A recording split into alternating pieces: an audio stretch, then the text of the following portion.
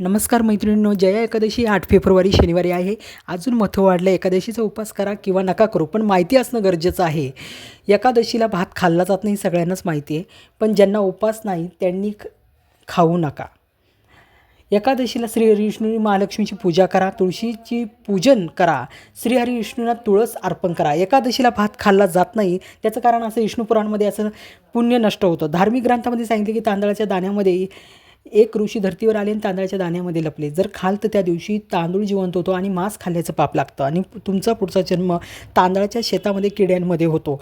पण एकादशीला ज्यांना उपवास नाही आहे त्यांनी खाऊ नका भात.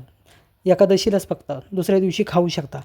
दुसरं, पिंपळाच्या झाडाला गुलाबाचं फूल मधामध्ये बुडून अर्पण करा. धनाची प्राप्ती होईल आणि कर्ज उतरल. मंगळग्रह हा तुमचा चांगला होईल. पिंपळाच्या झाडाला सुगंधी 9 अगरबत्ती लावा. मंगळग्रह हा कुंडलीत मजबूत होईल. 12 राशींनी श्रीहरिविष्णूंना गोपीचंदन टिका लावा आणि पायावर थोडंसं अत्तर.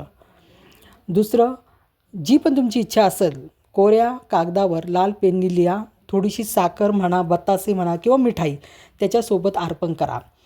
तुमची जी पण इच्छा असेल ती पूर्ण होईल. पिंपळाचं एक पान तुमच्या पर्समध्ये ठेवा.